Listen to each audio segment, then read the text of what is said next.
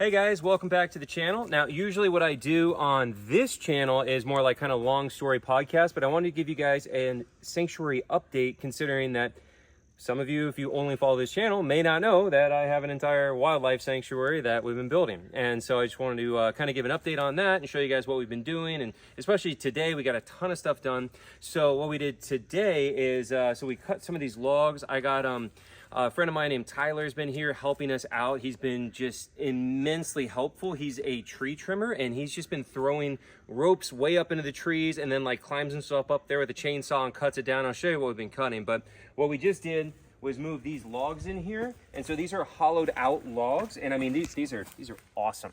And we did it like, I didn't take a video. I just didn't think of it while we were doing it. I should have taken more of a video, but we had them like Egyptian style, like rolling these on smaller logs to move this like big 400 pounder. And then just like, you'd roll it and then take another one, put it in front and then roll it more. And that's how we move this thing. And this one over here, that one's even heavier actually. And so what we're in right now is the fox enclosure for 3 red foxes that we're getting from a fur farm buyout. So Save a Fox did a buyout of a fur farm, and they got 500 foxes that they saved. And these foxes have been living in like literally like something like that, and just wire, in just these little tiny cages. They can't even touch the bottom. It's wire bottoms, wire all the way around, living their entire lives like that. And then this is in the US. A lot of people don't realize this is happening in the US. This is in Illinois where they're doing it. Iowa, there you go. Yeah, so what they do is literally stick an electrode up their butt and electrocute them alive to kill them. That way they don't ruin the fur with a gunshot. Like, it's horrific, like torture kind of stuff. And then living your entire life inside of a little tiny screened in box where you can't even touch the ground. Horrible. I'm not going to rant on that because it just gets too depressing for me and I get too mad. But so what we're doing is we are going to adopt 3 of them out of that. And I'm not a fox guy, so like we would like to help more. I know I have a lot of people like, you should get more. I'm like, that's not my forte. We're going to do 3 now. And you know, I have a lot of learning to do to be able to do this properly. But this is the enclosure we built for them. This is a 15 by 30, and it's not done all the way yet. We still have to finish wiring more of the floor. Have to do the roof still, but this has been the work in progress. So we got these big old logs in here just today, which are going to be so cool, super awesome, be able to have big natural hollowed out logs for them. I'm glad we did this before you did the secondary door, because you would have not been able to. It would have never happened.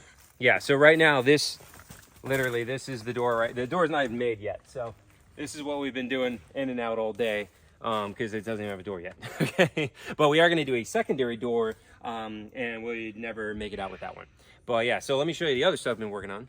So these little troublemakers are our rescue coatis. This is Blanco. Hi, buddy. Hi, big guy. Oh, they're so cute. They're so cute. Look at those paws. Whoop, whoop, he wants the phone. I'm trying to take my phone, yeah?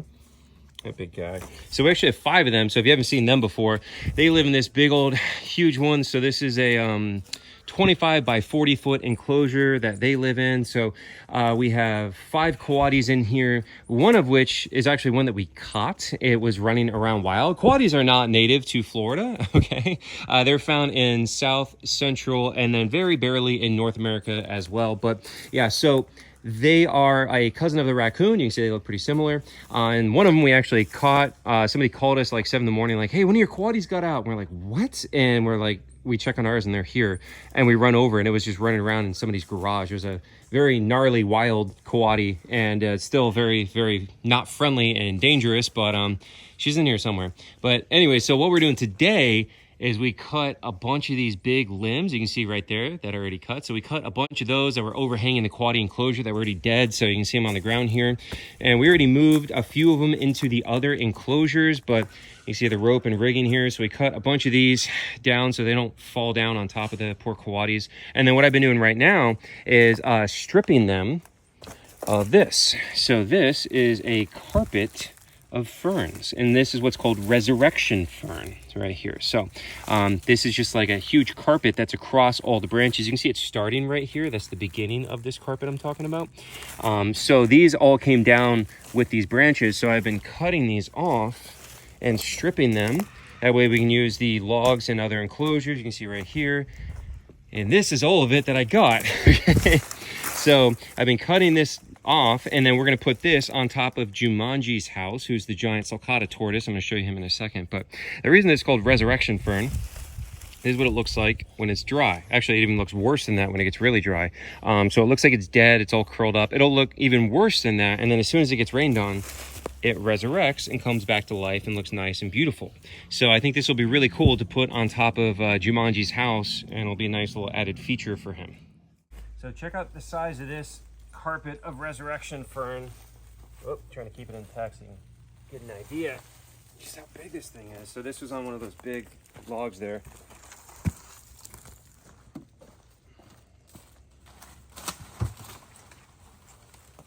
Like a big scarf of fern to wrap around this wheelbarrow. I got so much of it in here. Look at all this. This is crazy. The whole wheelbarrow full of this resurrection fern. And I mean, not only is this really cool, it's also really good to just recycle this instead of having it just die on the ground, you know? So whenever these trees go down, it's an entire ecosystem in the canopy up there of all the ferns and epiphytes. Epiphytes are plants that grow on other plants. So there's like air plants and fungus and mushrooms and all kinds of crazy stuff growing in here. Lots of very large spiders, I have learned, okay? Some really big ones. And then also lizards, anoles, and skinks, even way up there. Like at the top of the tree, there was a skink up there. So this is a really awesome way to help recycle this kind of stuff and let it continue to grow and live instead of just having it die, because it will die on the ground. It's not going to survive. So this is Jumanji's house right here, which is all tarped up for the winter right now, but it actually looks really nice. We have built him a log cabin basically, and so I really like it, but we have it all tarped up at the moment just because it's been so cold. So he's got 3 heating pads in here to keep him warm, and even when he gets down in like the upper 20s at night, he's nice and toasty in here. And so I've had it like this with the tarp, and then you know, these roofing panels right here, but we're gonna try this out. I'm hoping it's gonna work out well, where if I take off his roofing panels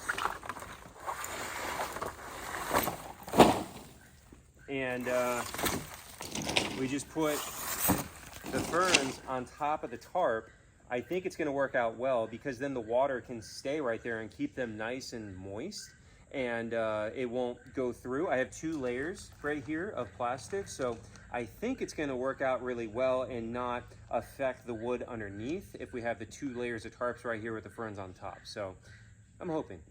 Maybe not. If it doesn't work, we just take it off, we redo it. It's not a big deal, you know, but I think it'll be really cool to try this for now.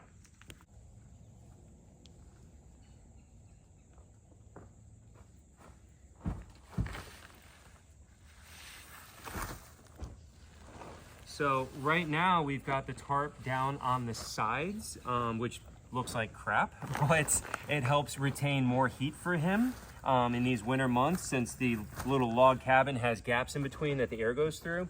And then once we're out of winter, I'm gonna roll the tarps back up and we can tuck them under where the ferns are. And that way, you know, we can still see his log cabin. It doesn't look as bad, but right now that's why it looks like this. I hate the way it looks right now being in the winter, but it is what it is right now. So I'll just put a bunch of these. What's cool is these are already like in little strips. So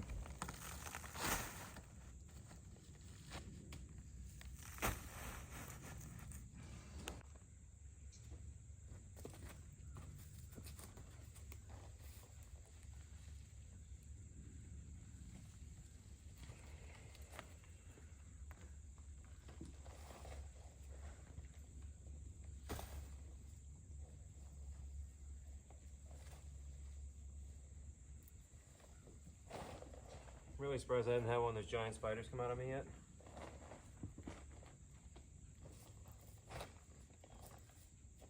Yeah, that looks cool. Surprised he hasn't come out yet. So he was out walking around earlier. I fed him some cactus. And hopefully he'll come out and make an appearance. So he's a really cool story too. So this woman contacted us, and she had him since he was a baby, and he's actually he's 19 years old, and he's massive. You know, he's got to be over 200 pounds. Jumanji, come out.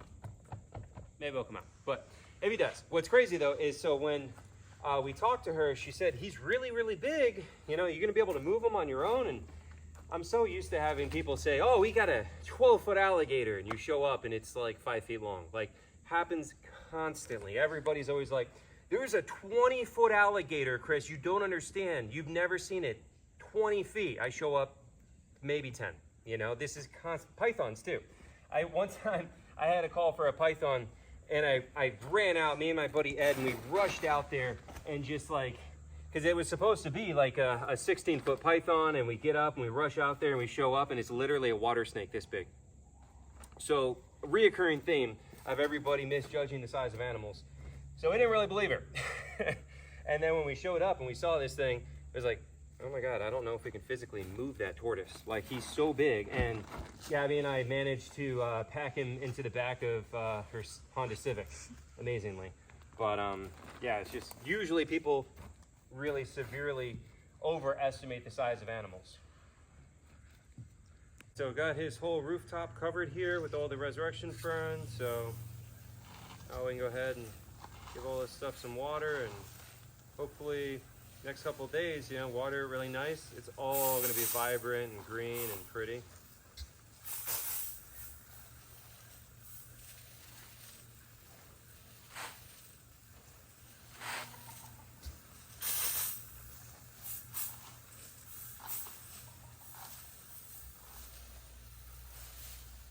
All right, so he just came out to check out the new roof. What you think, big guy? I'm over here filling up his pool.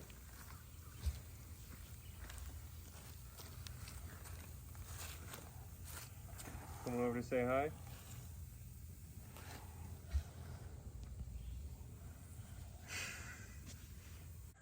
You want some cactus? Oh, look at that. So this is a variety of cactus that doesn't really have spines. So spines are extremely small. He doesn't care, is the point, okay? Everybody's always like, oh my God, is the cactus gonna hurt him? I'm like, no. There you go, buddy. Oh yeah, nice and goopy. I do want to wash my fingers though, because you don't want to get your finger in there. There you go.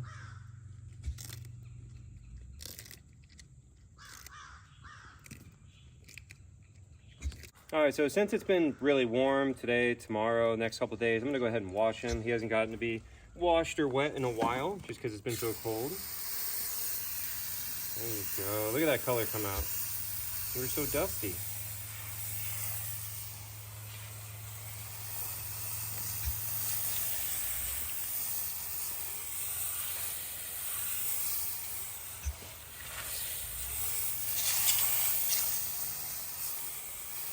There you go, big guy.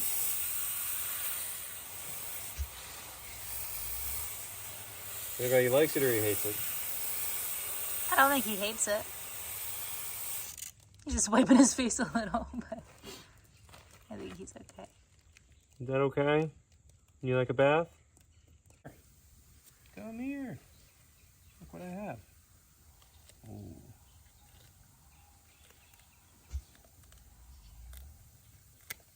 There you go. He prefers the thinner ones for sure. I've noticed that. I think this is probably more bitter. Yeah, see, look at that. So he definitely likes the new growth. It's probably more sweet. He doesn't like this one. That one's good for planting. Yeah.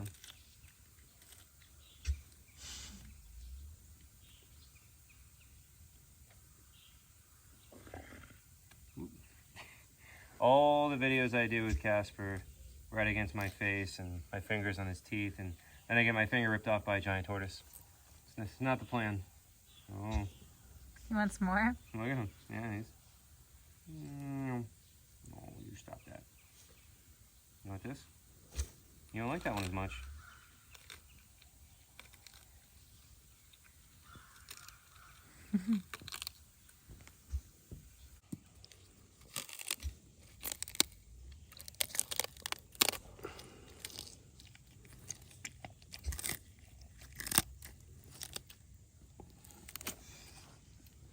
Okay.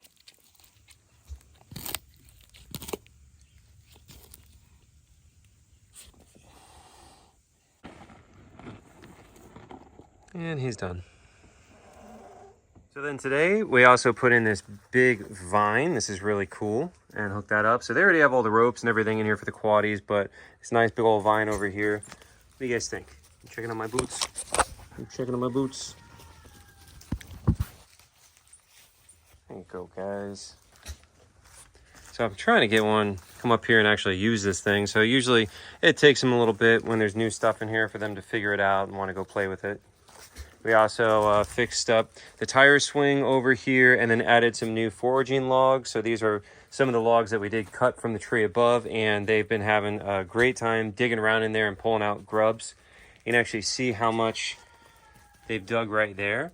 You see all the shavings on the ground. So they've just been digging all up in there and pulling out grubs and grubbing around in there. They love it.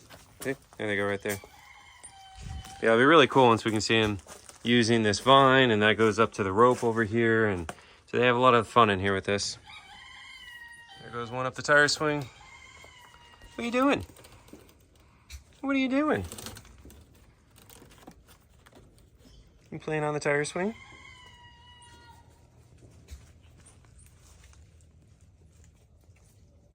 So we also got a bunch of logs in here for Jet the fennec fox, which included this nice big hollow one like we put in with the red fox enclosure. So we got this one here, and then we also put a bunch of them stacked up over here next to his little house. What do you think, buddy? What do you think? What's going on? Those big old ears. So this is nice over here. He'll probably climb up on this. And then we also put some over here. So he's got another little hiding spot. This one's actually a pipe down there, but covered it in logs too to make it look more natural. Clover's in here inspecting too.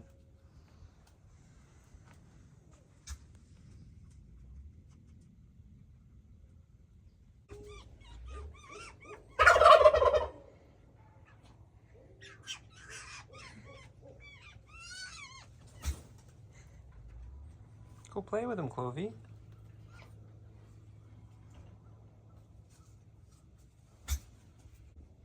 Then Jet and Clover did decide to play, and through this, I do stay very quiet because I don't want to startle them, I don't want to disturb them, and let them play around a little bit.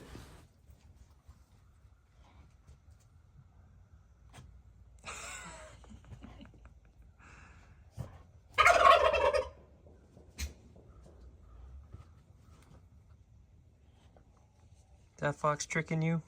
Where is he? Yeah, he's in the log. She has no idea.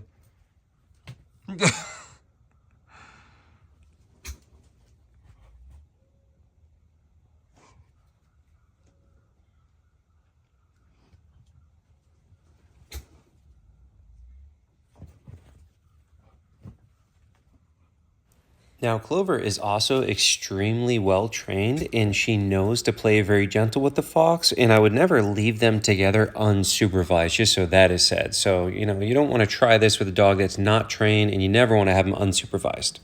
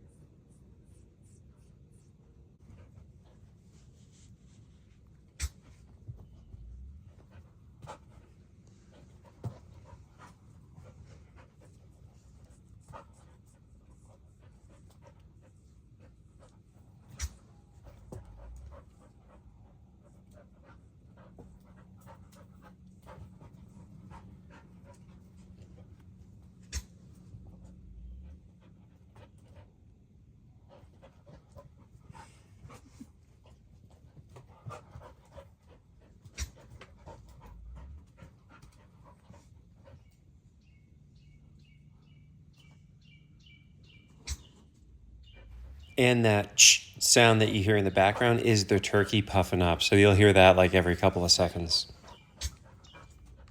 Thanks for watching, guys. As always, like, share, subscribe, and hopefully you enjoyed our little sanctuary update video. Let me know in the comments, and have a good one.